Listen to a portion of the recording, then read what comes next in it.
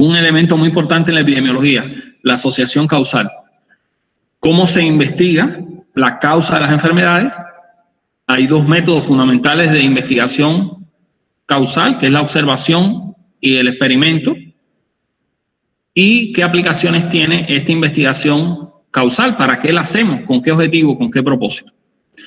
Es un tema quizás que va a requerir un poquito más de esfuerzo de parte de ustedes, porque es un poquito, se llega por momentos a ser complicado tanto de explicar como de entender. Entonces, nuestro propósito es que puedan entender este tema. Es muy importante en la epidemiología. Enlaza lo que es la epidemiología con la investigación epidemiológica y con elementos como las estadísticas médicas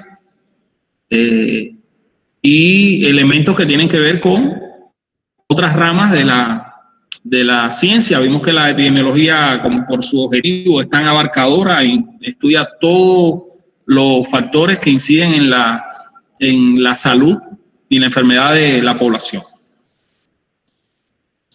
Entonces, ¿a qué llamamos causalidad en epidemiología?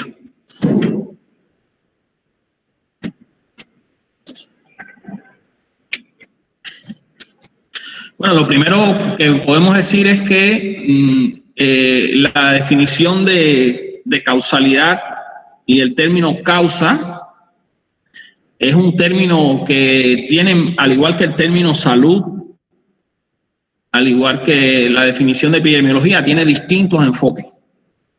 Es decir, no hay una definición única de lo que es el término causa.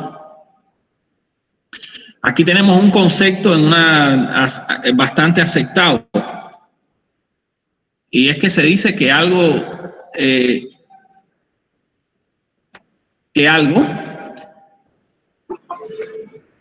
es causa de un efecto. Hay una relación causa-efecto. Bueno, algo se considera causa cuando el efecto depende de la causa, o cuando la causa hace que el efecto se produzca, que sea lo que es. Esto se puede dar en muchas interacciones diversas, ¿no? En el proceso de salud-enfermedad, y pueden darse distintas variaciones que vamos a verlas hoy, desde que un efecto produzca una causa hasta que un efecto produzca múltiples causas. Hay dos condiciones necesarias, pero no suficientes para que la causa produzca el efecto. Una, que la causa preceda, que denominamos variable A, que la causa anteceda al efecto en el tiempo, y que la causa y el efecto estén relativamente próximos en el tiempo, que haya una interacción entre este fenómeno y el otro, ¿no? Entre causa y efecto haya una interrelación en el tiempo. Y como vimos, la causa tiene que anteceder en el tiempo al efecto. Entonces, decimos que ya entendemos lo que es una causa, ¿no? Ahora, la causalidad es la relación que se establece entre la causa y el efecto. Eso es lo que denominamos causalidad, una compleja relación entre la causa y el efecto, que es lo que vamos a estudiar ahora. Desde el punto de vista científico, filosófico, las cosas no ocurren de manera aislada, sino que unas están ligadas a otras en un proceso de intervención. Unas cosas o causas suceden a otras, y a los primeros sucesos en una relación se le llama causa y a los segundos efecto. En epidemiología, el hecho que dos fenómenos estén estadísticamente relacionados no implica necesariamente que uno sea la causa del otro. Hay muchos fenómenos que pueden encontrarse asociados estadísticamente, y hoy vamos a analizar algunos de ellos, pero no siempre hay una relación causal. El hecho de que dos fenómenos o dos procesos de tipo ambiental, factores de riesgo, del estilo de vida, factores genéticos, estén interrelacionados y lo encontremos en individuos con una enfermedad, no quiere decir necesariamente que entre estos dos factores, entre este factor y la enfermedad, hay una relación causal. Lo que sí es importante es que una correlación, como ya decimos, no implica necesariamente una relación causa-efecto. Pero la ausencia de correlación, el hecho de que estos fenómenos no estén presentes, eso ya descarta que haya una relación causal.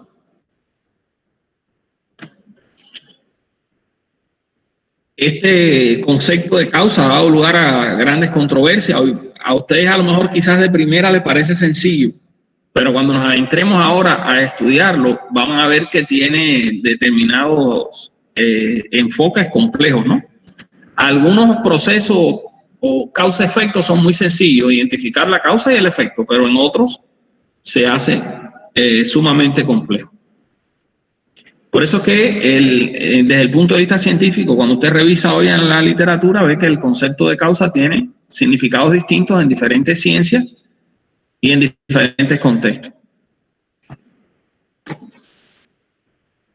Ahora, es importante buscar la causa, hacer una investigación causal por dos razones importantes. La primera es que conociendo la causa de un problema de salud, de una enfermedad o una desviación del proceso de salud-enfermedad, podremos generar cambios, intervenir. Y al estudiar la causa, aprendemos más sobre los mecanismos de acción en el caso de una enfermedad o de un problema de salud. Y este conocimiento servirá de base para un nuevo conocimiento, para plantear entonces intervenciones que modifiquen estos efectos, sobre todo de índole preventiva, curativa, de rehabilitación en todos los campos de la prevención. Podríamos decir que las causas en epidemiología la agrupamos en tres tipos de causas, que las conocemos como causa suficiente, causa necesaria y factor de riesgo. La causa suficiente es que si un factor causal está presente, el efecto enfermedad siempre ocurre. Hoy sabemos que la causa de la COVID-19 es el SARS-CoV-2. Siempre que en un individuo esté presente el SARS-CoV-2, el efecto va a ser la enfermedad. Aunque la enfermedad pueda ser inaparente, puede ser asintomática, pero es una causa ya suficiente. Con ese factor, con el virus, basta para que la enfermedad ocurra. Otro elemento, otro tipo de causa es la causa necesaria.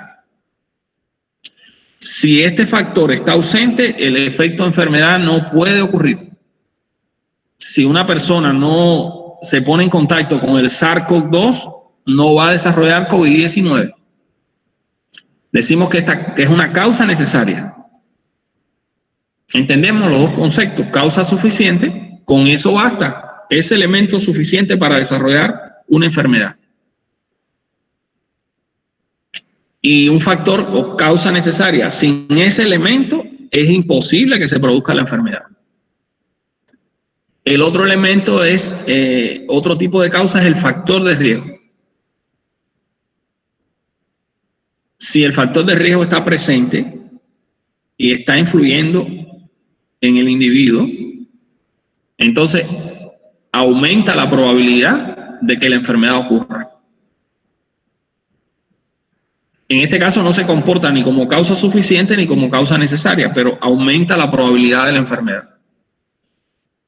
El estudio de los factores de riesgo es importantísimo en epidemiología, porque está demostrado que si nosotros controlamos los factores de riesgo, podemos evitar la aparición de una enfermedad. Nos adelantamos a la aparición de la enfermedad. ¿Qué tipo de relación causa-efecto encontramos en epidemiología? Hay una relación, podemos calificar como relación o asociación causal directa. En este caso, la causa es un factor biológico, psicológico, social, ambiental, un agente biológico. Este factor tiene una relación directa con la enfermedad. Es decir, él solo, sin la presencia de otros factores, puede producir la enfermedad. Entonces, ahí hay una relación necesaria y suficiente. Ejemplo, la pandemia, COVID-19, el SARS-CoV-2, el virus, produce la enfermedad. Hay una relación causal. Está muy claro que la causa de la COVID-19 es el SARS-CoV-2. Hay una relación causal directa, necesaria y suficiente. Necesaria porque sin el virus no hay enfermedad. Y suficiente porque basta ese virus para que se produzca la enfermedad. Ahora tenemos una relación causal indirecta. El factor ejerce su efecto vía factores o variables intermediarias. Aquí se complica más el análisis.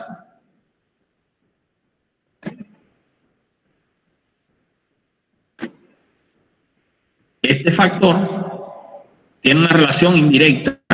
Esta causa tiene una relación indirecta con esta enfermedad, que es el efecto. Porque para que la enfermedad se produzca, este factor causal tiene que pasar por una serie de pasos o interrelacionarse con otros factores o variables intermedias. Por eso que no hay una relación directa, como en este caso, que incide directamente y es más sencillo. En medicina predomina la relación causal indirecta. En el proceso salud-enfermedad, esto es lo más común, que la relación causal sea indirecta y no directa. Hay esta relación indirecta puede entonces variar y establecerse distintos tipos de relación o asociación causa-efecto. Uno es que la causa sea necesaria y no suficiente. Es decir, cada factor es necesario.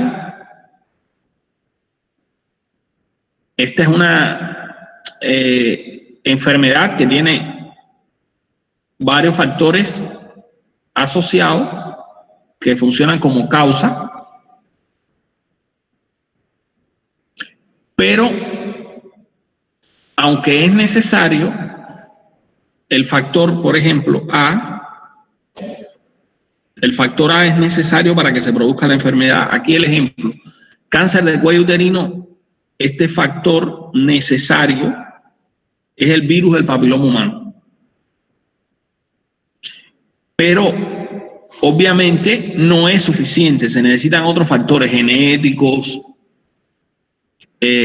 Ahí por ejemplo, en esta enfermedad se asocia al inicio el inicio de las relaciones sexuales en edad temprana, tener varios compañeros sexuales, factores genéticos que predisponen al cáncer, el sistema inmunológico. Entonces, obviamente, para desarrollar cáncer de cuello uterino es necesario el factor A, pero no es suficiente, se necesitan otros factores. Eso es importante entenderlo, ese tipo de relación causal, una relación necesaria y no suficiente. Otro tipo de relación causal que se puede establecer es no necesaria y suficiente. En este caso, el factor puede producir la enfermedad, pero también otros factores que actúan solos. Ejemplo, la leucemia puede ser producida por radiación. la exposición a radiaciones, sobre todo estos accidentes que han ocurrido relacionados con plantas nucleares, como después de las bombas de Hiroshima y Nagasaki, en el caso en Ucrania con el accidente de Chernobyl, se vio, por ejemplo, que la exposición a ese tipo de radiación ionizante producía leucemia. Es decir, ese factor era suficiente para producir la enfermedad. Pero esta enfermedad se puede producir sin este factor también. La leucemia puede ser provocada, por ejemplo, por la exposición al benceno, a un tóxico. Entonces, esta enfermedad se puede dar sin radiación, aunque la radiación puede producir la enfermedad. Ese es el tipo de relación causal no necesario y suficiente. También se da un tipo de relación no necesaria y no suficiente. Ningún factor por sí solo es necesario ni suficiente. Como por ejemplo la diabetes mellitus, la hipertensión arterial. Se habla, por ejemplo, de el consumo de grasas, el sedentarismo, el estrés. Son factores, ¿verdad?, que están presentes en estas enfermedades. Cuando se estudian estas enfermedades, a los pacientes con estas enfermedades, se puede encontrar una relación de riesgo, que lo vamos a ver cómo se investigan estos procesos, que está presente en estos pacientes por encima de la población que no tiene la enfermedad, al hacer una observación comparada, por ejemplo. Pero sin embargo, ninguno de estos factores, por ejemplo, el sedentarismo, es suficiente para que haya diabetes, y no tiene que ser imprescindible o necesario que haya sedentarismo para que alguien tenga diabetes. Entonces aquí es donde más complicado se hace analizar la influencia que tiene uno de estos factores en la enfermedad, que aunque son factores causales, se establece una relación no necesaria y no suficiente.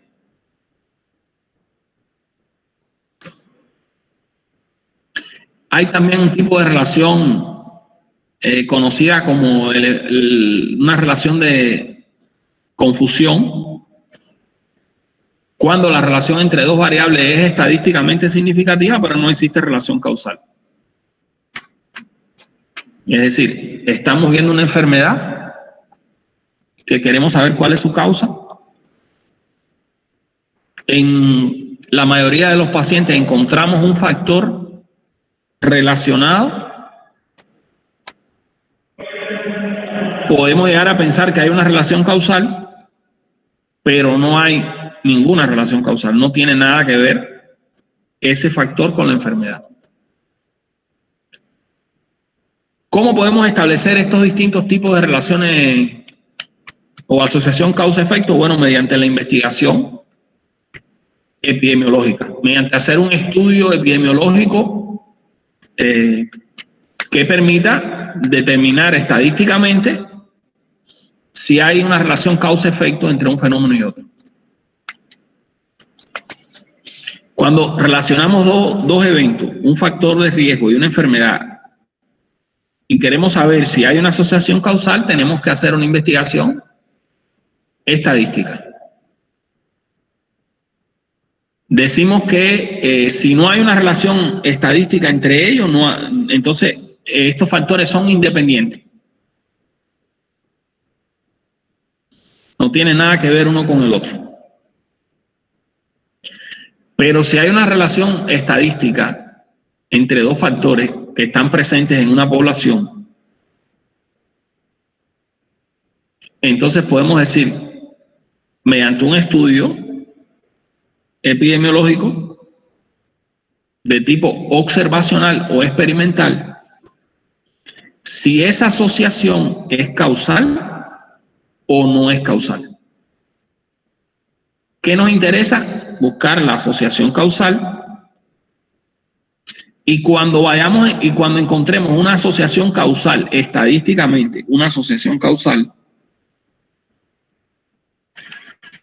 vamos a investigar si esa asociación es directa o indirecta.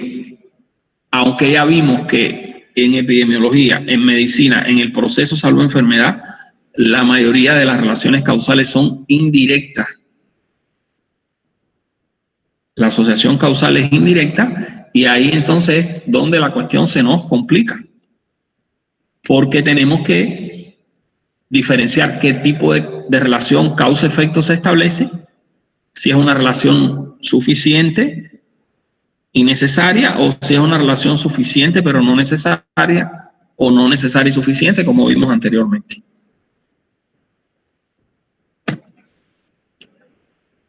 En general, entonces, hablamos que la causalidad es la relación que se produce entre el proceso causa-efecto. Es una relación que se produce en el marco, en la enfermedad de la triada ecológica, donde están presentes los tres elementos de la triada ecológica, por supuesto, el huésped susceptible, el ambiente y la interacción agente y huésped. ¿Qué factores influyen sobre el huésped susceptible? Muchos lo vimos ya. El medio ambiente, factores genéticos. Dentro de esos medio ambiente influyen las condiciones de vida, las condiciones de salud, el comportamiento humano, ¿verdad? Los factores que tienen que ver con el estilo de vida. Todos esos factores influyen sobre el huésped susceptible. Ejemplo, ¿no? El hábito de fumar, el sedentarismo, el tipo de alimentación, las condiciones higiénicas en que vive, su nivel de ingresos, su empleo, su nivel educativo, su conducta sexual, todos los factores que analizamos que pueden influir del estilo de vida, del medio ambiente y de factores genéticos. Están en una compleja interrelación con el huésped, ¿verdad? Ahora, una vez que el huésped se expone a ese agente de riesgo, entonces va a haber una interacción entre el huésped y el agente.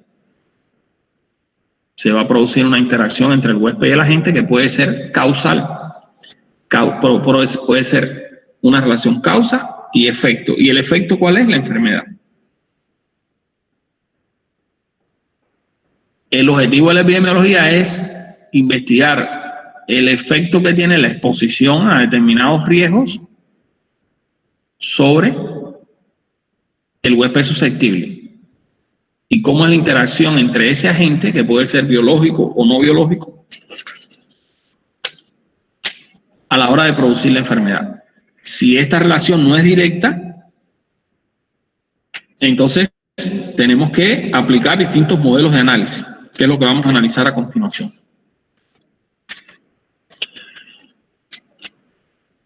Hay tres modelos fundamentales de representar la relación causa-efecto. El primer modelo, el modelo de Koch, Robert Koch, el médico microbiólogo, anatomopatólogo alemán, descubridor del bacilo de Koch, o el bacilo de la tuberculosis.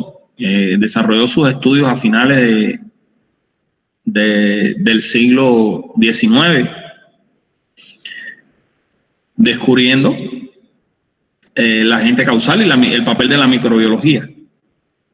En este caso fue una época en que se cambió completamente el paradigma de la medicina. Recuerden que con anterioridad al descubrimiento del papel de los microorganismos en las infecciones como producción de enfermedad, no se le daba credibilidad a la teoría del contagio. No existía la teoría del contagio, de que una persona podía contagiar a otra, sino más bien se pensaba que las enfermedades provenían exclusivamente del ambiente, lo que llamaban miasmas, del aire, del agua, de efectos de radiaciones que eran invisibles.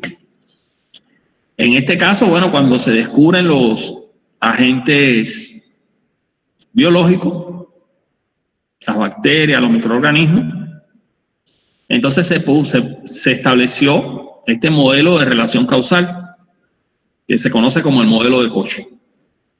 Aquí se establecía que la relación causa-efecto era una relación directa, suficiente y necesaria. Es decir, que esta relación se encontraba siempre en todos los casos de la enfermedad. Demostraba que una enfermedad era producida por un agente biológico que era siempre una causa suficiente y necesaria para que se le apareciera la enfermedad. De manera que en todo individuo enfermo podía ser aislado ese agente que era distinto a otro tipo de agente.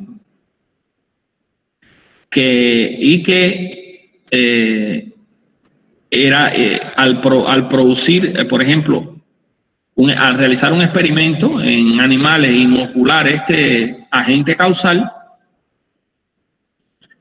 siempre lo íbamos a encontrar, ¿no?, en un animal de experimentación al cultivar el agente. Es decir, que era muy evidente esta relación causa-efecto entre el agente biológico y la enfermedad.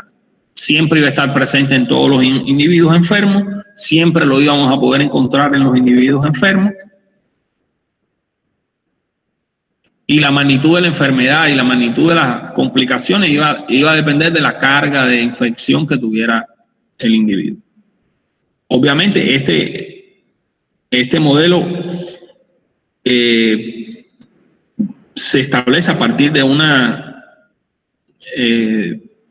relación causa-efecto. Científicamente es correcto, pero no es un modelo que justifique todas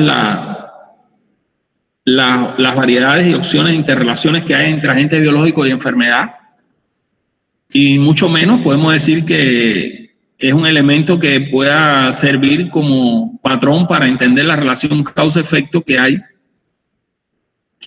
en las enfermedades no transmisibles, en las enfermedades crónicas, por ejemplo. Hay individuos que tienen una enfermedad crónica que están expuestos a un factor de riesgo y otros que no están expuestos. Ya vimos que no todos los factores o causas o procesos producen una relación necesaria y suficiente, como en el modelo de Koch, que la única relación causal que se reconoce es la relación causal necesaria y suficiente. Bueno, posteriormente, con el avance de la epidemiología, los estudios médicos, este epidemiólogo, Evans, planteó estos postulados. Y al analizar la relación causa-efecto, la causalidad en epidemiología, llegó a la conclusión, una primera conclusión, es que la proporción de individuos enfermos debe ser significativamente mayor entre los individuos expuestos a la supuesta causa.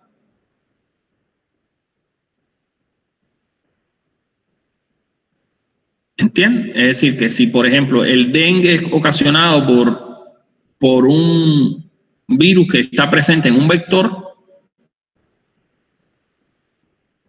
los individuos que enfermos deben estar expuestos a ese vector, al mosquito y al virus, y tienen que tener una exposición mayor que aquellos que no. La enfermedad tiene que comportarse, es decir, con mayor incidencia, ¿no? Si se trata de una enfermedad crónica, también este patrón funciona. Ejemplos, la promiscuidad sexual y el cáncer de cuello uterino. Debe haber mucha mayor prevalencia de cáncer de cuello uterino en mujeres con promiscuidad sexual para que haya una relación causa-efecto. La exposición a la supuesta causa debería ser más frecuente entre aquellos individuos que padecen la enfermedad que aquellos que no la padecen. Volvemos al mismo ejemplo. Si el cáncer de cuello uterino, uno de sus factores de riesgo es la promiscuidad sexual, esta debería ser muy frecuente entre individuos que padecen la enfermedad.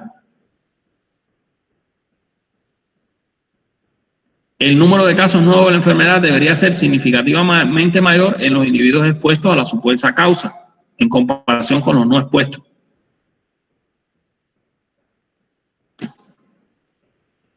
De forma transitoria, la enfermedad debería mostrar la exposición a la supuesta causa, una distribución de los periodos de incubación representada por una curva en forma de campana. Es decir, mientras más exposición a la enfermedad, mayor incidencia de casos. Tras la exposición a la supuesta causa debería aparecer un amplio abanico de respuestas por parte de los hospederos, desde casos leves, graves, desde leves hasta graves, a lo largo de un gradiente biológico, ¿no? Es decir, que la enfermedad tendría el comportamiento que normalmente tiene en la población. Recuerden el iceberg de la enfermedad: casos leves, casos asintomáticos, leves, moderados y graves. Previniendo, modificando la respuesta del huésped, debe disminuir o eliminarse la presentación de la enfermedad. Es decir, si las personas cambian su conducta sexual, abandonan la promiscuidad, por ejemplo, debería disminuir la enfermedad. La reproducción experimental de la enfermedad debería tener lugar con mayor frecuencia en animales u hombres expuestos adecuadamente a la respuesta en comparación con aquellos no expuestos. Esta exposición puede ser deliberada en voluntario, inducida de forma experimental en el laboratorio o demostrada mediante la modificación controlada de la exposición natural. Bueno, la experimentación en humanos siempre implica factores éticos, por ejemplo, ¿no? ¿Cómo tomaríamos a una persona y decirle que haga un experimento y vamos a observarla, por ejemplo? Ustedes van a ser muy promiscuos ahora y vamos a observar en un periodo de 2 años a ver qué ocurre. Eso no podríamos hacerlo en humanos. Moral y éticamente es imposible, ¿verdad? Entonces, pero quizás en animales de experimentación sí podríamos, o en individuos expuestos, podríamos hacer una evaluación, un estudio epidemiológico de carácter experimental, y debería demostrarse la asociación causa-efecto entre factor de riesgo o la causa que nosotros estamos o tenemos como hipótesis, que señalamos como hipótesis. Bueno, si un factor de riesgo cumple con todos estos postulados, entonces nosotros podemos decir que hay una relación causa-efecto. El tercer modelo que se utiliza para analizar la relación causa-efecto en epidemiología e investigar si hay verdaderamente una relación de causalidad o causa-efecto es el modelo de Bradford-Hill. Bueno, Bradford-Hill se conoce como el más eminente. Todos los médicos, epidemiólogos y estadistas en el campo de las estadísticas médicas. Él es inglés. Fue el primer médico que hizo un estudio aleatorizado sobre el uso de la estreptomicina en la tuberculosis. Y el primer estudio que demostró la relación entre el tabaquismo y el cáncer de pulmón en 1950 en Inglaterra. Pueden leer su biografía en internet, está su biografía, Bradford-Hill. Muy interesante conocer la biografía de estos, tanto de Koch como Evan como Bradford-Hill. Leen su biografía y incrementan su cultura médica y su conocimiento, y vean bajo qué condiciones estos individuos, estos médicos, llegaron a hacer estos planteamientos científicos, ¿no? Según Bradford-Hill, la causa de una enfermedad puede ser inmediata, directa, remota o indirecta, o estar subyacente a la observación observada.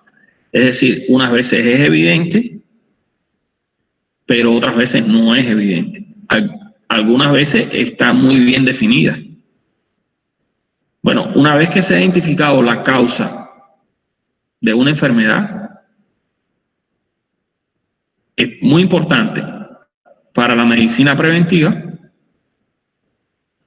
poder demostrar que sí, en este caso la causa es el representado aquí con el factor A, está asociada con un efecto que es el factor B.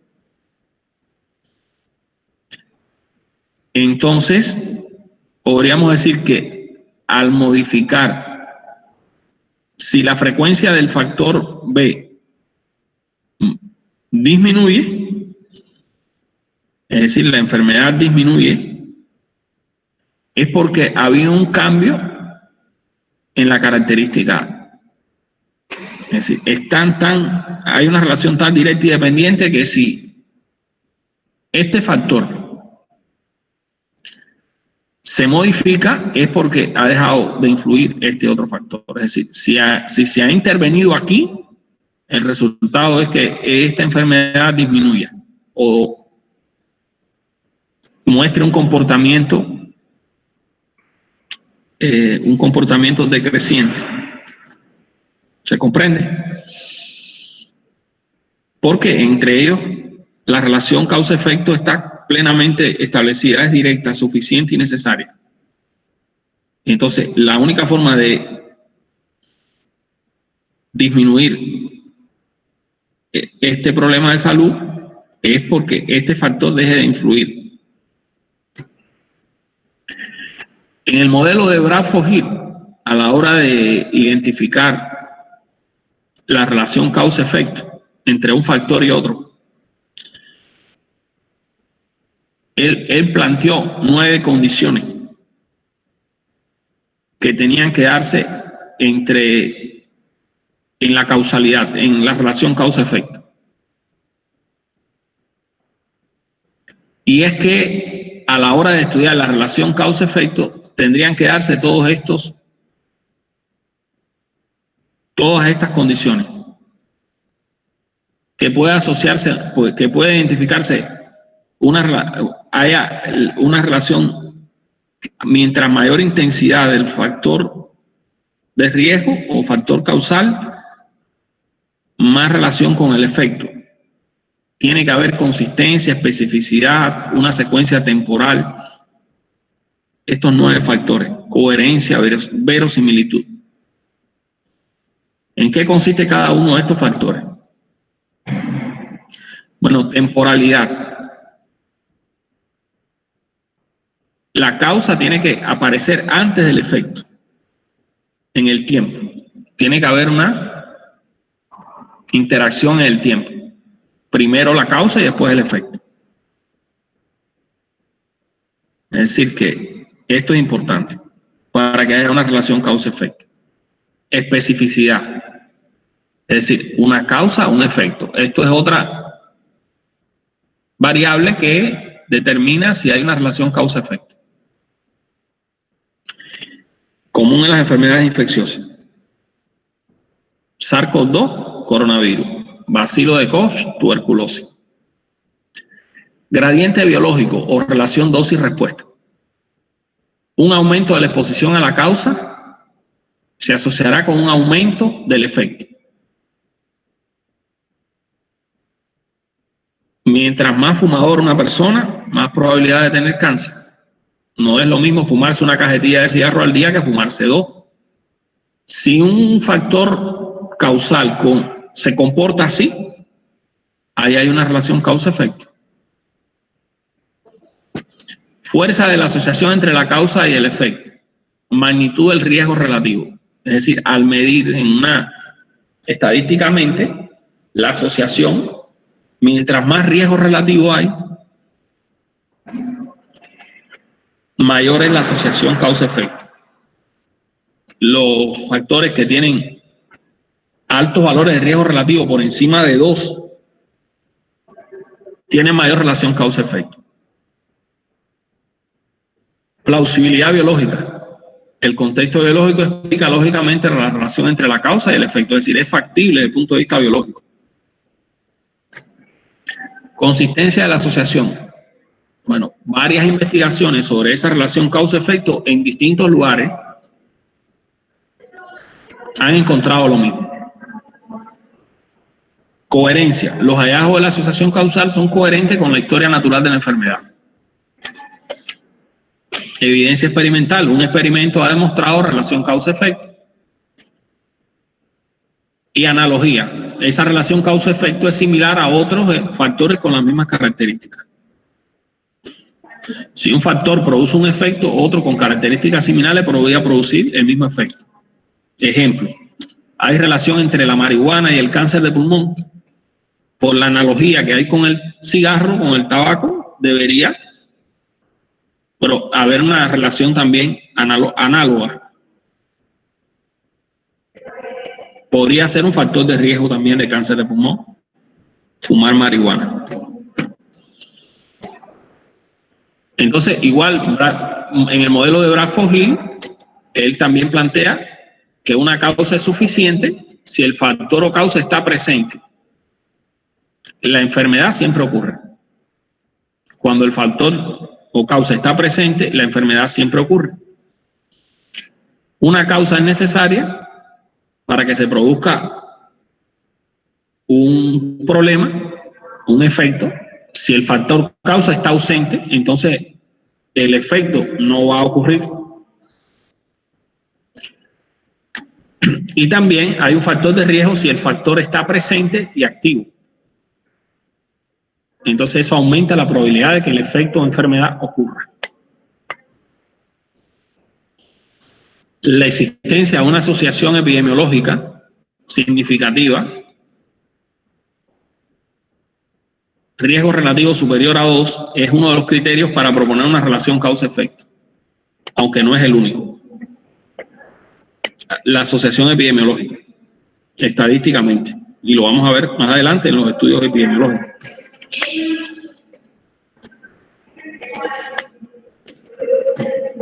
Ya lo vimos, cómo plantea Bradford-Hill la relación causa-efecto necesaria, no suficiente, necesaria y no suficiente. Y una relación causal negativa, es decir, no, a pesar de haber una asociación estadística, no existe una relación causal. Porque no se dan ninguno de las condiciones o los 9 requisitos que vimos anteriormente. Ahora, como hablamos al principio de la clase, se necesitan estudios de investigación epidemiológica para demostrar la relación causa-efecto, la relación estadística entre lo que consideramos como hipótesis que es una causa de un problema de salud. Los estudios epidemiológicos se dividen en cualitativos y cuantitativos. Como su nombre lo indica, los cuantitativos buscan medir estadística y numéricamente un fenómeno o analizar la relación causa-efecto. Fundamentalmente son 3 tipos de estudios que se presentan estadísticamente y son la investigación descriptiva, la investigación analítica y la investigación experimental. En el campo cualitativo también existen estudios que se diseñan para buscar una aproximación a la realidad y en estos casos, más que llegar a conclusiones en base a cálculos estadísticos, los resultados se van a obtener por métodos como la investigación-acción y la investigación participativa. Sí, vamos a llegar a conclusiones, pero no numéricamente. Los estudios epidemiológicos se dividen en retrospectivos y se hacen analizando si la muestra o el fenómeno que analizado es un proceso que ocurrió en el pasado, o prospectivo si lo vamos a analizar en el futuro.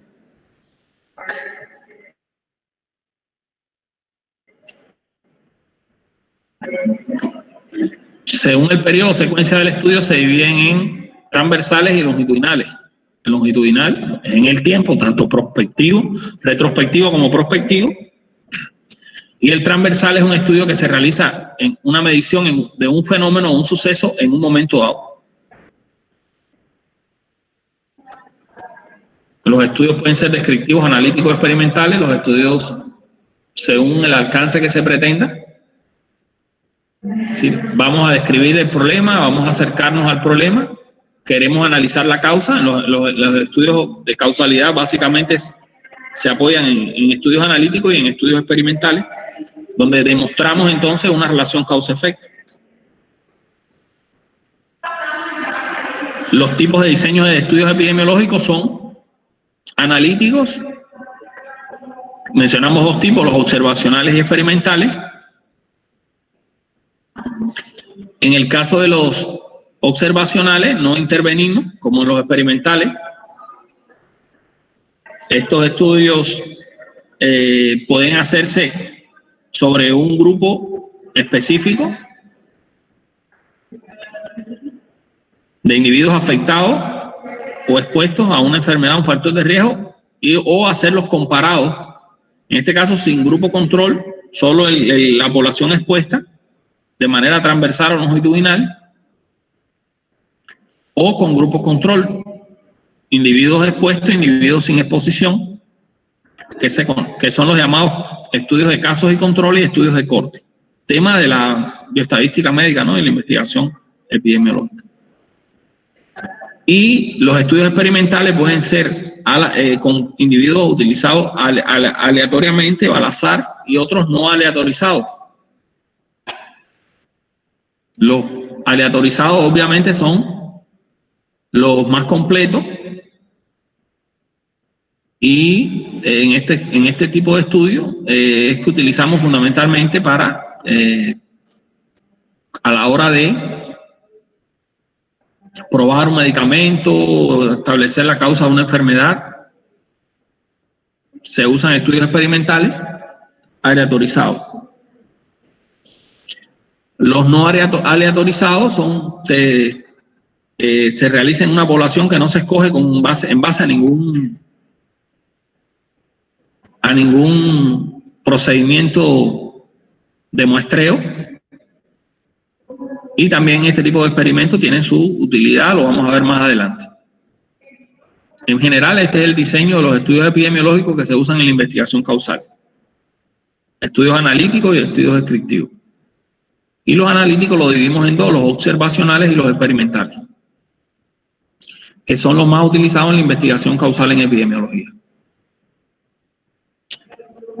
Los estudios descriptivos tienen la característica que no poseen un grupo de comparación, y en los estudios analíticos sí hay que necesariamente hacer comparación.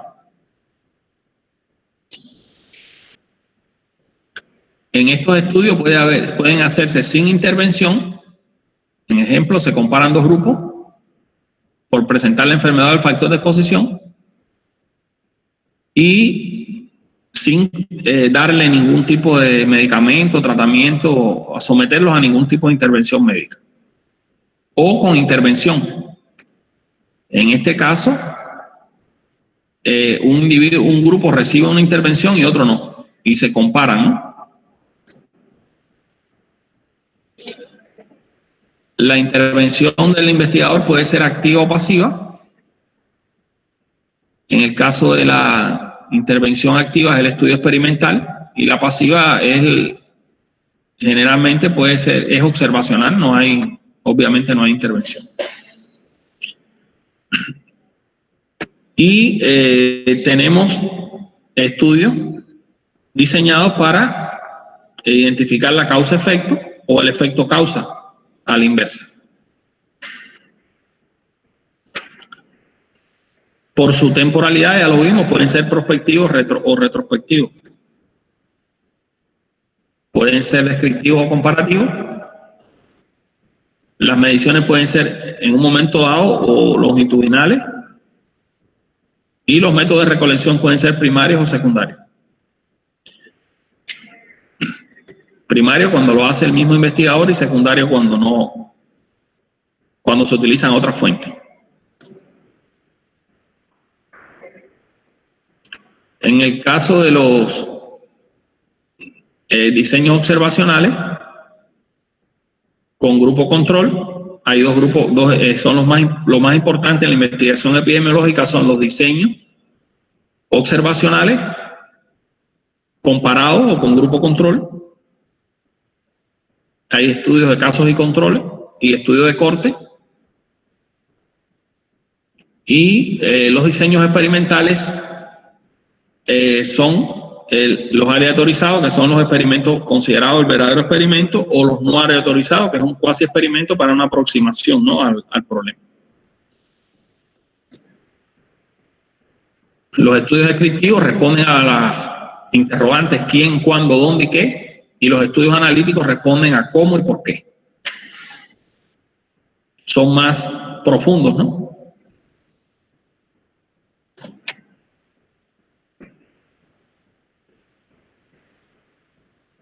En el caso de los estudios descriptivos, hacen una descripción sencilla del estado de salud de una comunidad. No intentan encontrar la causa o la respuesta a un problema de salud, sino aproximarse a la investigación del problema. Ellos son fuente de hipótesis y son el paso previo para un estudio analítico experimental. Generalmente, al abordar un problema, comenzamos haciendo un estudio descriptivo. Ya los estudios analíticos son estudios más enfocados en identificar la relación causa-efecto. Tienen distintos tipos de diseño y los dos estudios más clásicos son los de casos y control y el estudio de corte. Los experimentales son los estudios experimentales son diseñados para medir la eficacia de un tratamiento o la comparación en los resultados obtenidos a medida que se hace una intervención médica. El investigador determina quién se expone y quién no se expone. Y los miembros de estos grupos se asignan al azar, aleatorizado. Bueno, de esta manera concluimos la conferencia. Les voy a indicar la bibliografía donde pueden repasar estos temas. Epidemiología de Bonita. Epidemiología básica de Bonita. Capítulo 5. Página 107. Y Epidemiología básica de Daniela Padrón. Capítulo 8. Página 83.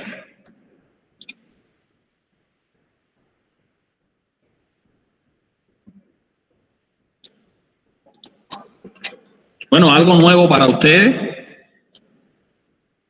Viéndolo así de primera, muy teórico, ¿verdad? Pero muy importante. En medicina y en epidemiología, en salud pública, la investigación causal. Queremos llegar a la causa de los problemas para prevenirlos y conocerlos mejor. Para eso hay que usar el método epidemiológico y usar estos principios que analizamos, estos postulados, y vean que hay una compleja interrelación entre los procesos y los factores que inciden en el proceso de salud-enfermedad. No es sencilla, cada vez es más compleja. Ya entendemos muchos procesos en las enfermedades infecciosas, ya entendemos su causa, su comportamiento, pero hay otros problemas de salud que no comprendemos bien y son muchísimos. Y ahí entonces que la epidemiología ha desarrollado todas estas herramientas para poder entender cómo se presentan las enfermedades y cómo prevenirlas.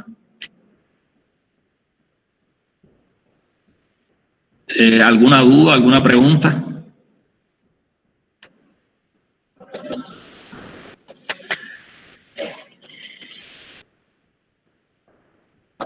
Entonces vamos a proceder ahora con...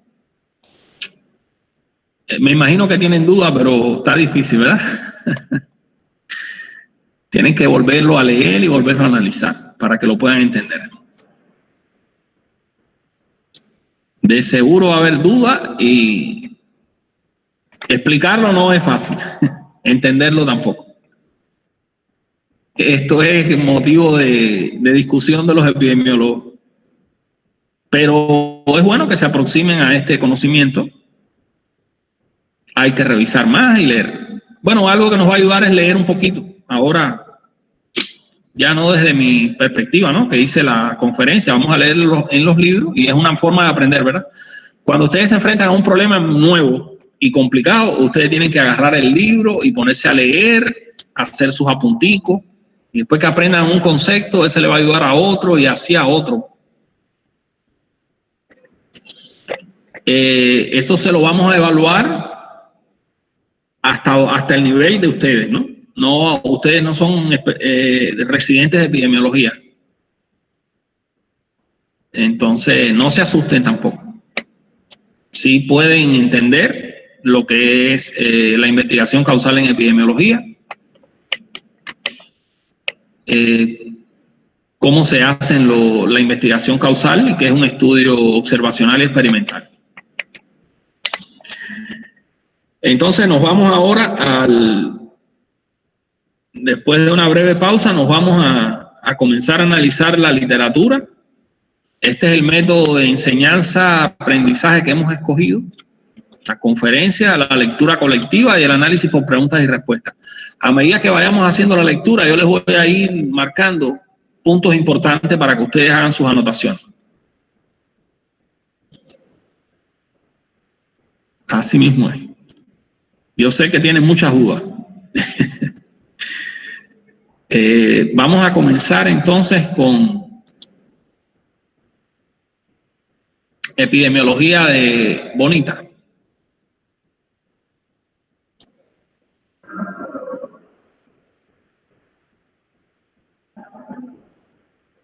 Entonces vamos,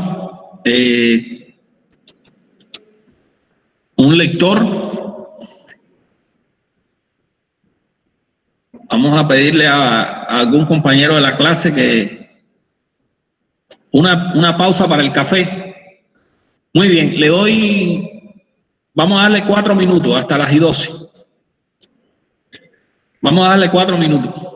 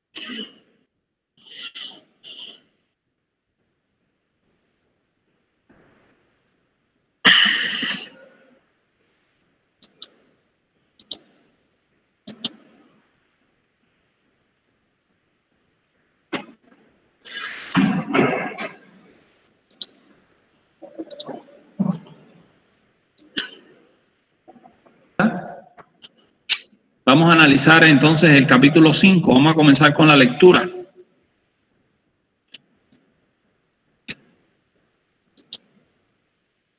Causalidad en epidemiología. Desde acá, de estos mensajes clave.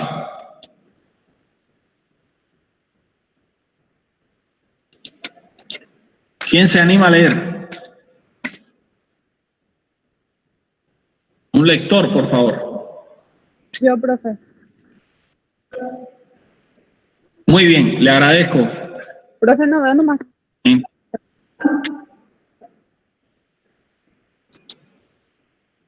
Adelante. Profe, un ratito.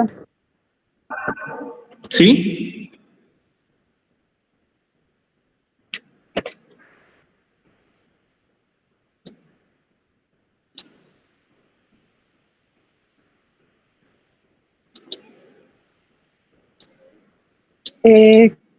Causalidad en la epidemiología. Mensaje clave. El estudio de las causas es fundamental en epidemiología.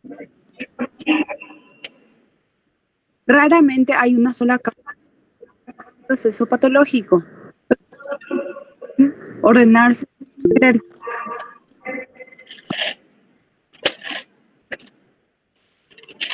No se escucha bien, están diciendo. Sí. ¿Tienes problemas con tu conexión, será? No sé, voy a Qué lástima. Qué lástima. mudarme al lugar. Y si no se escucha, Sí, intentamos, sí. Te esperamos.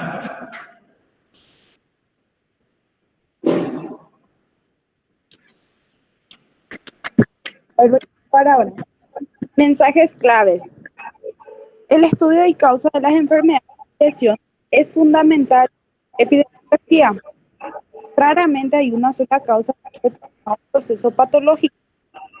Los factores causados pueden ser desde los más proximales hasta pueden ser de un tipo.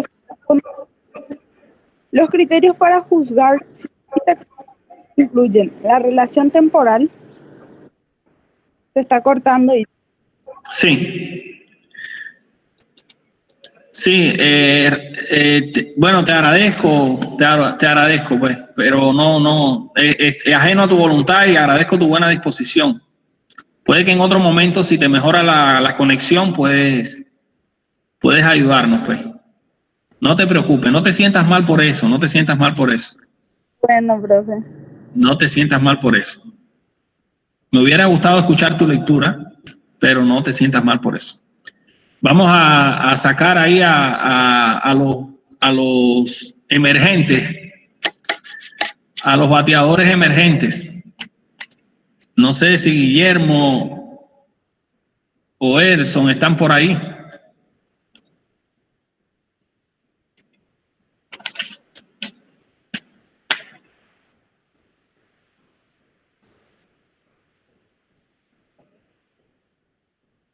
¿Alguien dispuesto a leer, por favor?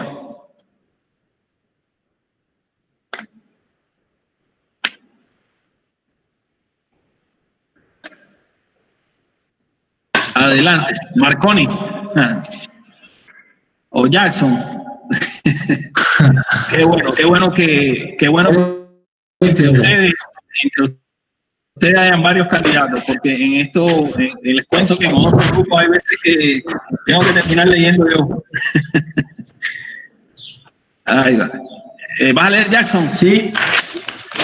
Adelante, amigo, adelante. Y muchas gracias.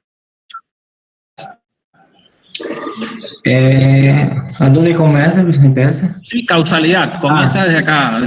Mensaje de clase aqui? Sí. Bora lá. Ele estuda epidemiologia. Raramente há uma sola causa de um determinado processo patológico. Os fatores causais podem ordenar-se em uma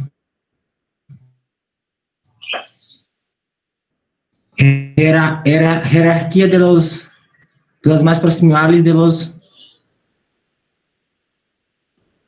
a los males distales, que sale del tipo socioeconómico, jugar si existe casualidad, incluyen la relación temporal de la plausibilidad e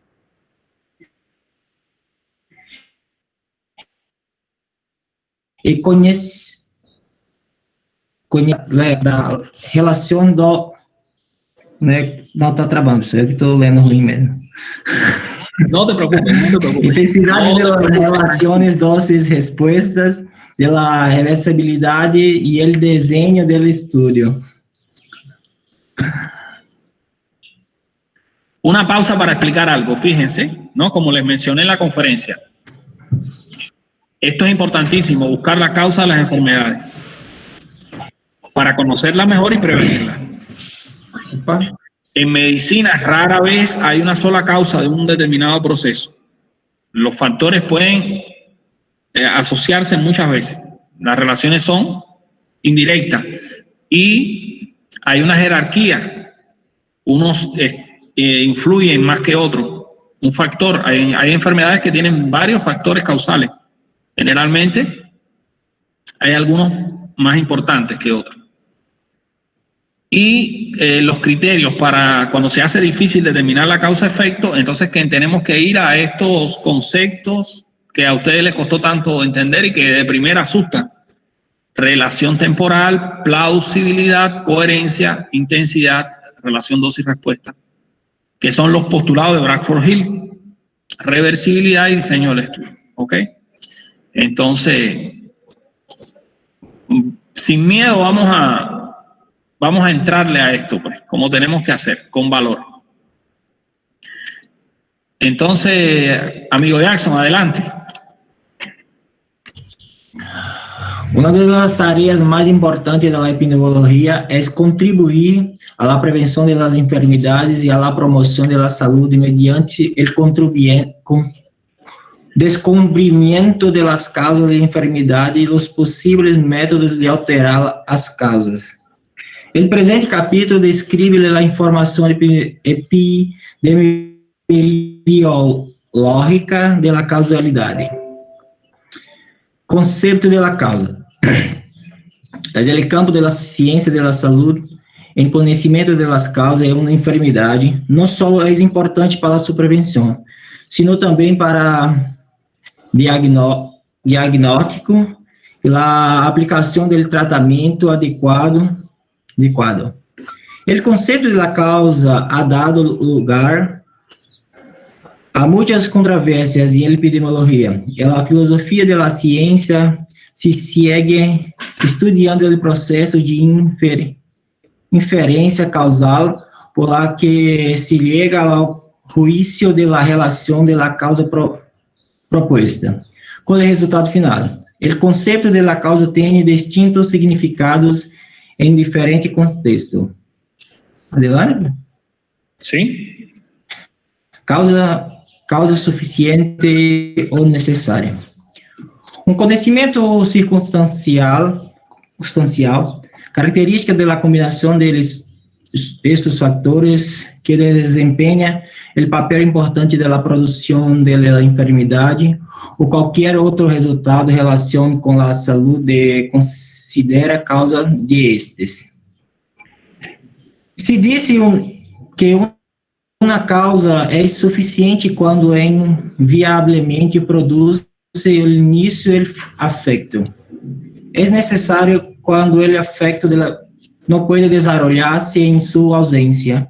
Algumas enfermidades são causadas inteiramente por os fatores genéticos do indivíduo. Outras causas da enfermidade interatuam com os fatores genéticos, haciendo que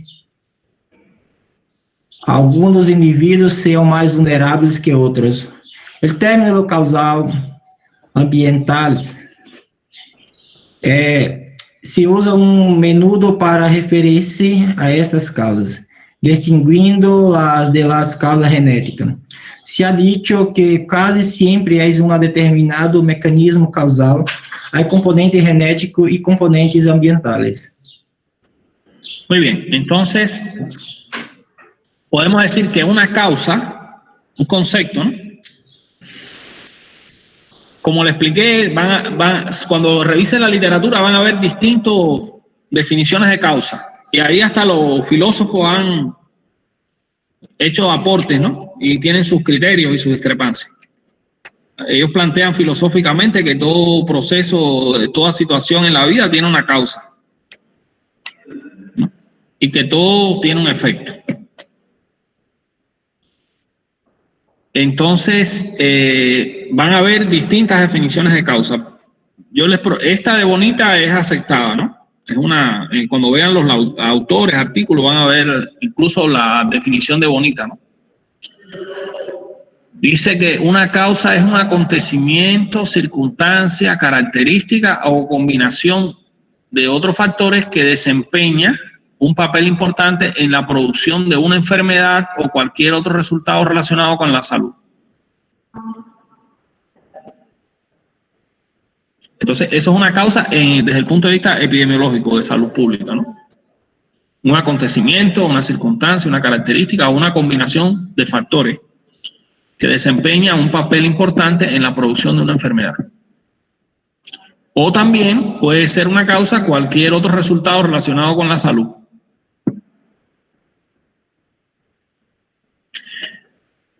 El término, ¿entienden bien que cuando una causa es suficiente y cuando una causa es necesaria?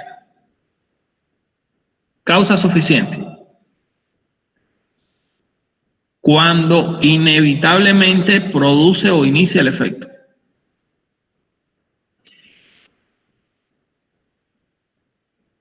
¿Está bien?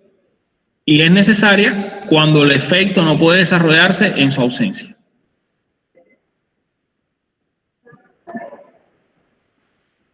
Entonces, para que haya fuego, tiene que haber un combustible. Es necesario un combustible para que haya fuego. Y también es necesario el oxígeno, por ejemplo. Pero no es suficiente el combustible para que haya fuego, ¿verdad? No es suficiente.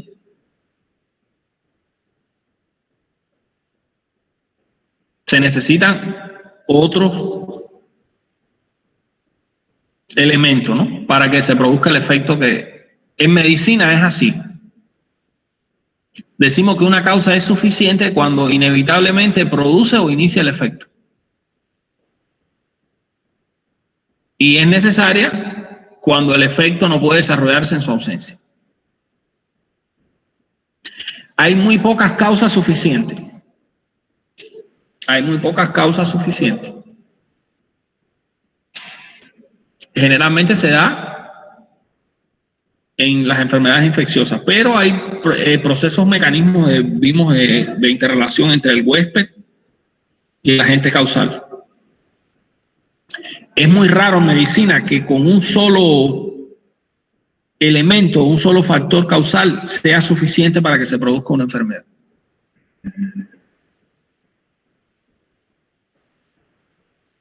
Por ejemplo, en la tuberculosis no basta solamente con la bacteria. Es una condición necesaria porque si no está la bacteria no hay tuberculosis, pero no es suficiente. Porque, por ejemplo, si el estado inmunológico del individuo es un individuo inmunocompetente, va a autolimitar la enfermedad, no se va a desarrollar.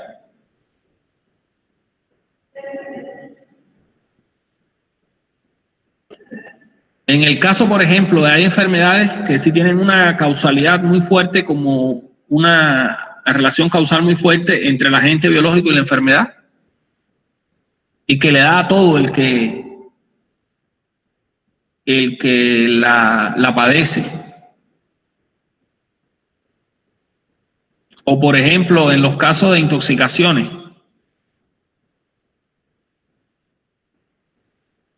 En que un elemento tóxico, por ejemplo, inevitablemente produce un efecto.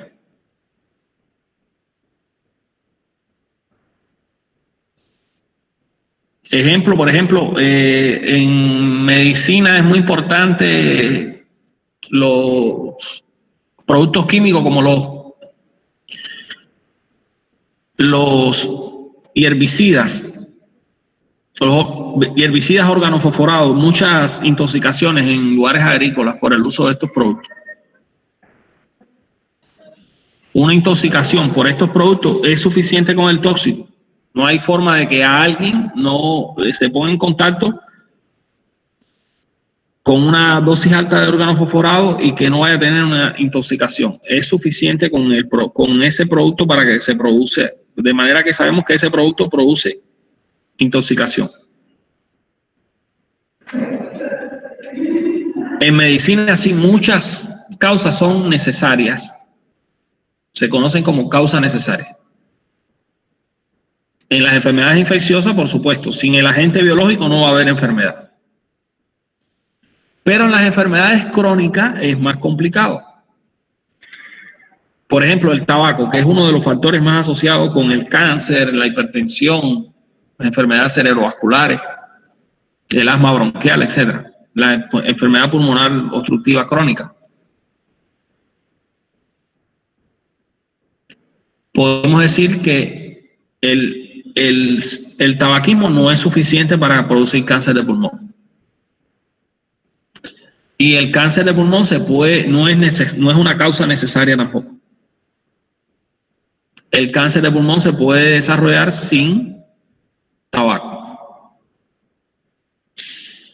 Es raro, ¿no? Entonces ahí es que entra a analizar cuando no es suficiente ni necesario en muchas enfermedades que hay una relación causal indirecta. Y es donde empiezan a ponerse en función todos estos elementos teóricos que están acá, que a ustedes les asusta tanto. Si hay una relación temporal, si hay una relación de plausibilidad, de coherencia, de intensidad, una relación dosis-respuesta, de reversibilidad. Entonces podemos decir si verdaderamente hay una relación causa-efecto o de causalidad. Ahí es que hay que hacer estudios, porque no es tan sencillo, ¿verdad? Entonces, para que logren entender eso es que nos vamos a continuar adentrando en este conocimiento. El elemento clave aquí, casi siempre en un determinado mecanismo causal hay componentes genéticos y componentes ambientales. Están mezclados. Y hay una compleja interrelación entre unos factores y otros. ¿Cómo influyen los factores múltiples en la causalidad? Adelante con la lectura, Enders. Ok. ¿Me escuchan? ¿Sí? Sí. Muy bien. A menudo una causa suficiente no es un solo factor, sino un conjunto de varios componentes. Causas son multifactorial. En general, no es necesario identificar todos los componentes de una causa suficiente para poder llevar a cabo una prevención eficaz, ya que la eliminación de uno de dichos componentes puede interferir con la acción de los demás y, por tanto, evitar la enfermedad. Por ejemplo, el consumo de tabaco es una componente de la causa suficiente del cáncer de pulmón.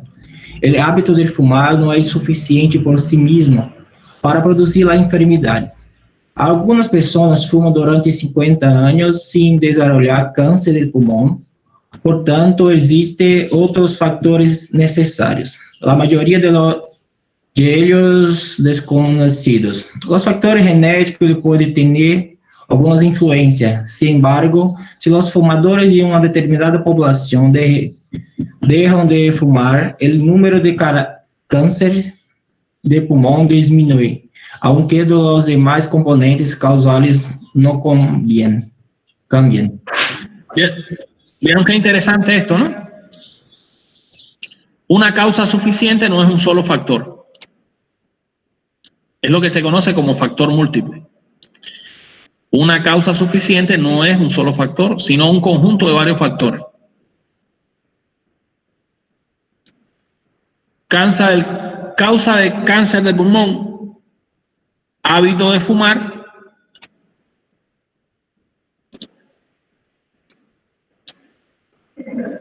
relacionado con otros factores.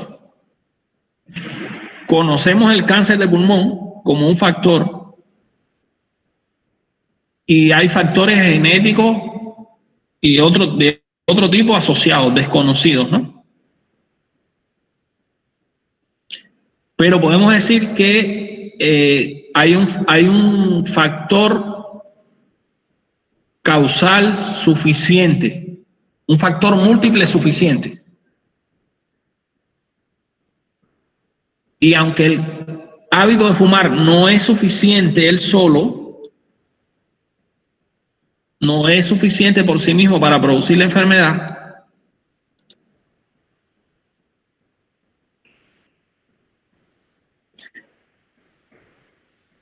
si los fumadores de una determinada población dejan de fumar,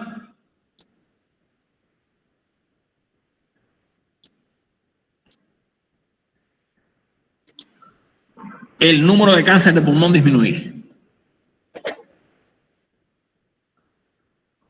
Si en una población, en una región, en un área de salud, hay 10.000 habitantes,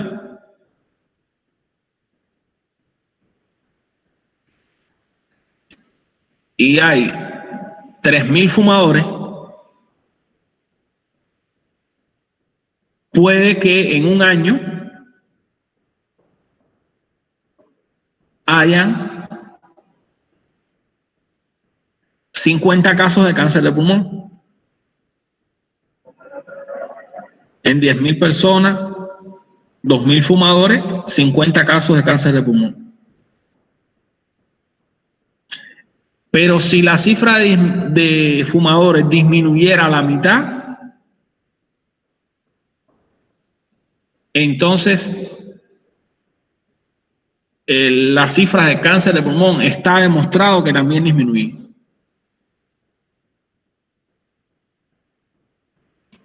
Hay una relación directa. Es uno de los postulados de Brandon Hill.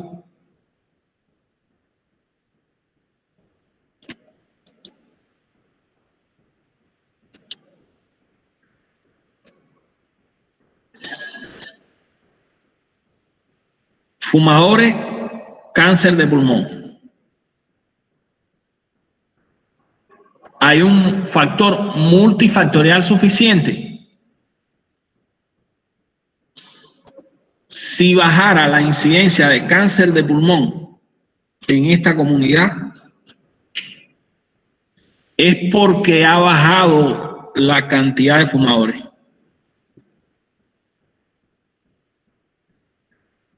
Esto lo descubrió este epidemiólogo inglés en este ejemplo preciso del cáncer de pulmón. Él hizo una investigación con 40.000 doctores en Inglaterra que fumaban y vio la proporción midió la cantidad de casos de cáncer de pulmón.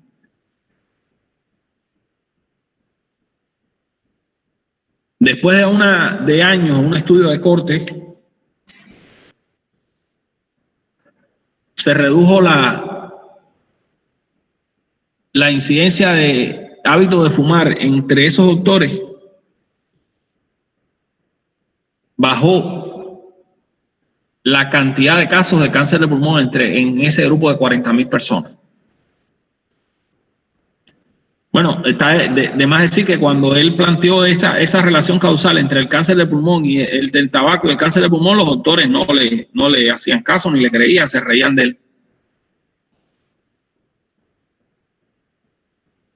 Porque verdaderamente hay veces que cuesta, ¿no?, decir tal factor es cancerígeno, tal factor no es cancerígeno. El cigarro tiene más de 400 elementos cancerígenos.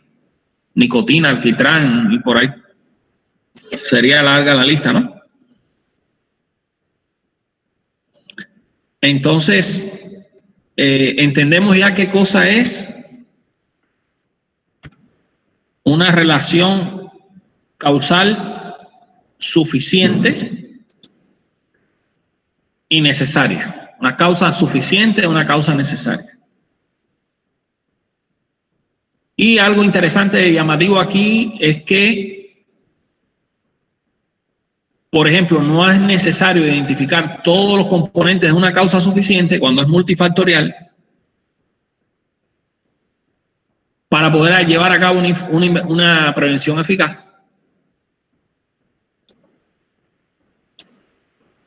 Ya que la eliminación de uno de estos componentes puede interferir con la acción de los demás. Si los fumadores de una población disminuyen, el número de cáncer de pulmón disminuye, aunque los demás componentes causales no cambien. Basta solo con eso, ¿no? Por lo que decimos que en esos casos es porque hay una relación perfectamente definida.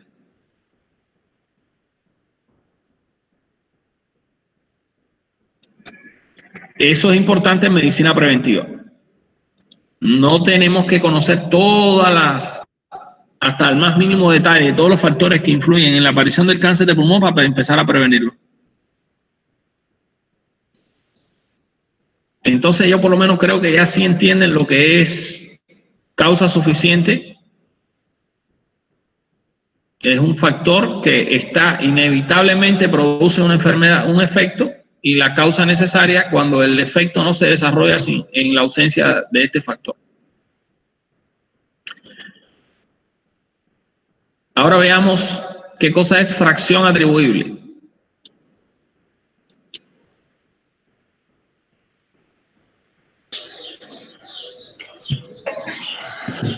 Fracción atribuible. La fracción atribuible, véase el capítulo 2, puede usarse para cuantificar el efecto previsible de eliminar un factor causal específico. Por ejemplo, el cuadro 1.2 muestra que lo que esperaríamos si los trabajadores expuestos al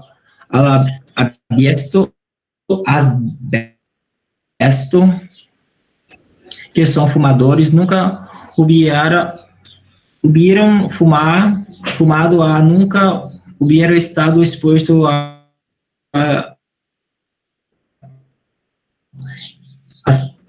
asbesto por cáncer de pulmón, en vez de 602 por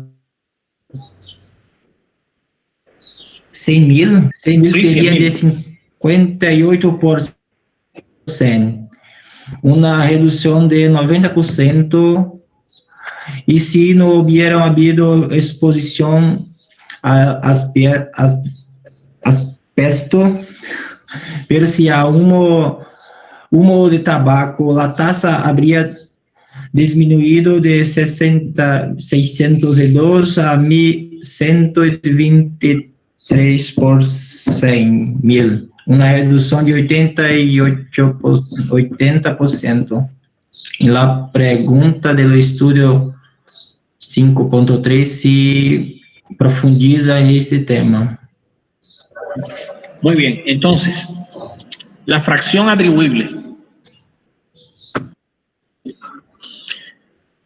Si nosotros elimináramos un factor de riesgo, encontraríamos un resultado. La enfermedad disminuye. Ahora, ¿podemos atribuir esa disminución a ese factor causal? Sí, lo podemos demostrar. El ejemplo aquí. La mortalidad por cáncer de pulmón en individuos trabajadores de asbesto que expuestos al polvo de asbesto. Cuando se hizo esta investigación en Londres, alrededor de los años 1950, había una gran cantidad de cáncer de pulmón. Se había visto que los médicos que empezaron a tratar a los pacientes con cáncer de pulmón, se notaban que la gran mayoría de ellos eran fumadores. Y les llamó la atención que todavía los trabajadores expuestos al polvo de asbesto que trabajaban en estas industrias, todavía su tasa de mortalidad era altísima, más que los fumadores. 602 por cada 100.000. De cada 100.000 trabajadores que trabajaban expuestos al asbesto y fumaban, morían 602 en un año. Eso es muchísimo, ¿verdad? Ahora, si no hubieran fumado ni trabajado, ni hubieran trabajado en asbesto, ni hubieran fumado, de esos 602 que fallecieron por estos dos factores causales, solamente hubieran fallecido 58. Si no hubieran trabajado expuestos al polvo de asbesto y si no hubieran fumado. De 602 a 58. De manera tal que podemos atribuirle a la exposición al polvo de asbesto y al hábito de fumar, podemos atribuirle una gran causalidad en la producción o en la aparición de casos de cáncer de pulmón. Entonces, al eliminar un factor causal específico, es bueno cuantificar el efecto previsible.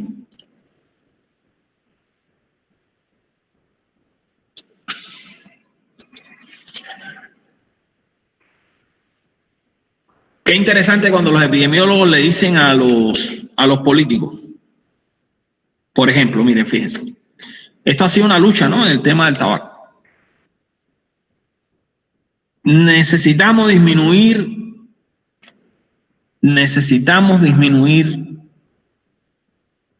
el consumo de cigarrillos. Vamos a aplicar medidas restrictivas, medidas de salud pública. Vamos a colocarle a las cajas de cigarro, fumar causa cáncer, así directamente. Vamos a prohibir la venta de cigarros a menores de edad. Queremos prohibir que se fume en lugares públicos. Entonces, los productores de cigarrillos van a decir, no, pero no, eso es un abuso como contra el comercio, contra la libertad de empresa, contra tantas familias dependen de este empleo, entonces se van a quedar. Pero entonces usted, como ese epidemiólogo, le va a decir a estos legisladores, si bajamos el hábito de fumar en un 50%, se van a salvar en este país 3.000 vidas. Porque a la mortalidad por cáncer de pulmón, por cáncer, podemos atribuirle al cigarro el 80% de las muertes. Entonces, si ustedes aprueban estas medidas y logran disminuir el consumo de tabaco en un 50%, se van a salvar tantas vidas. Eso lo podemos hacer gracias a cálculos estadísticos. ¿Entienden el porqué de la utilidad de la epidemiología? Con cifras. Supongamos que estos legisladores no aprueben esta ley. Al año siguiente le decimos, mire, aquí tuvimos 3.000 muertos por cáncer. Se pudieron haber evitado estas muertes si se hubieran aplicado estas medidas. Y demostrárselo con números científicamente calculados. Obviamente se tomarán decisiones. No ha sido fácil llegar a este tipo de decisiones. De que se prohíba la venta de cigarrillos, que a menores de edad, de que se disminuya el consumo, el hábito de fumar en lugares públicos, de que se pongan multas a los fumadores, de que se prohíba totalmente el hábito de fumar, por ejemplo, en los aviones, por ejemplo. Eso ha sido un proceso que ha costado mucho, pero mucho de esfuerzos, ¿no? De parte de los saludistas y los epidemiólogos, para concientizar a los políticos. Para poder demostrar que estos programas hay que tener demostrar estadísticamente lo que se puede hacer numéricamente pues, en una intervención sanitaria. Y para eso hay que conocer muy bien cómo calcular estas cifras, ¿no? Entonces vamos a ver si aprendemos un poquito más qué cosa es una causa suficiente y una causa necesaria. Vamos a aprender un poquito más de la causalidad suficiente y necesaria. Adelante, Jackson. Suficiência necessária. Cada causa suficiente tem uma componente, uma causa necessária. Por exemplo, o estudo de brote de la infecção transmitida pelos alimentos pode descobrir-se que a ensalada de pollo e os postres de crema han sido causas suficientes de diarreia por salmonella. La salmonella é uma causa necessária de essa enfermidade. De la misma maneira, existem distintos componentes que intervienen de la causación de tuberculose, pero el bacilo tuberculoso es causa necesaria. Figura 5.1. A menudo um fator causal não é, por si mesmo, necessário, nem suficiente, por exemplo, fumar com fator causal de acidente cerebrovascular.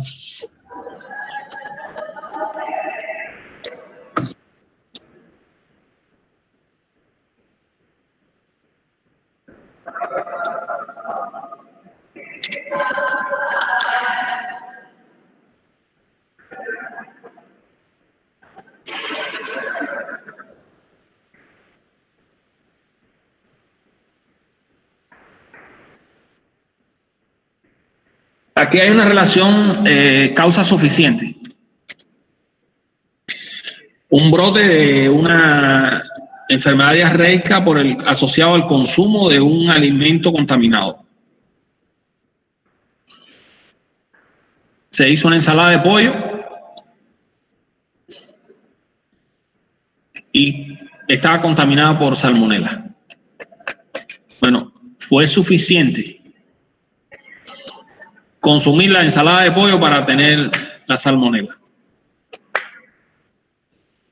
Todo el que la consumió, todo el que comió ensalada de pollo, hizo diarrea por salmonela.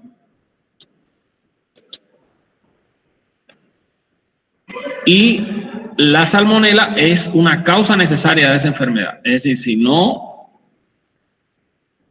te expones al agente biológico, no vas a desarrollar la enfermedad.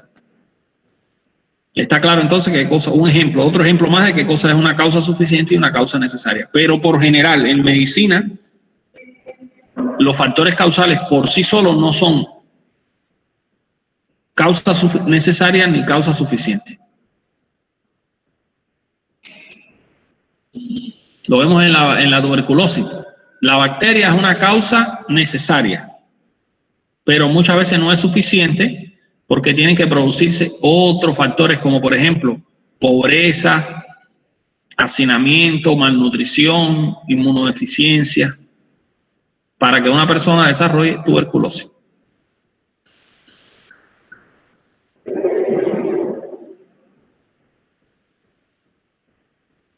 Continuamos, Jackson.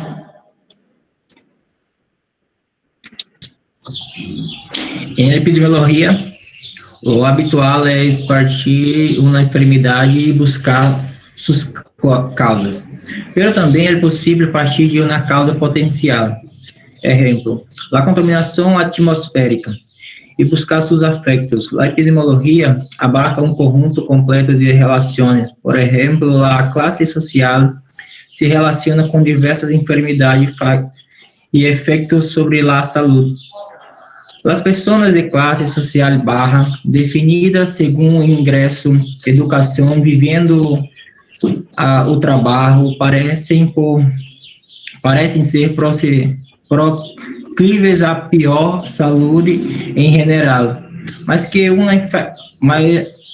um afeto específico, a exposição excessiva a agentes infecciosos, favorecidos por el hacinamiento de la falta de água potável e o saneamento, a alimentação insuficiente com alimentos pouco saudáveis e os riscos de la laborales son causas específicas de enfermedades que podrían explicar la mala salud de la gente pobre. Además, quienes están en el extremo inferior de la escala social a menudo revelan peor salud, incluso quando se consideram todos esses fatores. A figura 5.2 mostra que um exemplo de relação causal entre o nível socioeconômico e a enfermidade. Entonces, destacamos aquí que en epidemiología lo mismo podemos hacer una investigación causal, es decir, estudiando la enfermedad para ver las causas, como también podemos buscar una causa potencial para ver las enfermedades que produce. Y ejemplo es, por ejemplo, estudiamos la contaminación atmosférica y podemos buscar sus efectos a partir de la causa. Podemos hacerlo hacia adelante o hacia la inversa, ¿no? Eso lo podemos hacer a la hora de hacer investigación causal. Tenemos una enfermedad, buscamos la causa hacia atrás. ¿Cuáles fueron las causas de la enfermedad? O sabemos que algo puede ser causa de enfermedad, como la contaminación atmosférica, y buscamos entonces efectos en la salud.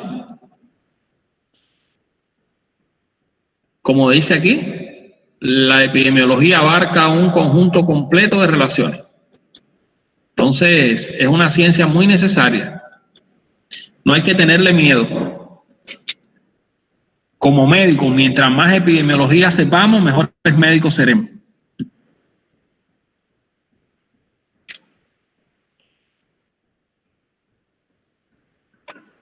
Vamos a dejarlo hasta aquí.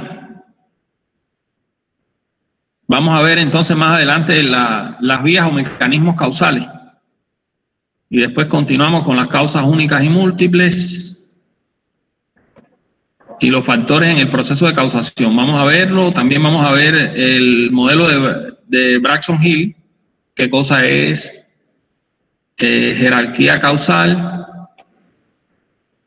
las relaciones, pues los postulados que él puso: relación temporal, verosimilitud, coherencia, intensidad, relación dosis y respuesta, reversibilidad, diseño del estudio y consideración de datos empíricos. Eso lo vamos a ver, los criterios de causalidad de Braxton-Hill. Será el tema de la próxima clase, que por ahí vamos a comenzar. Entonces, gracias a todos por su paciencia.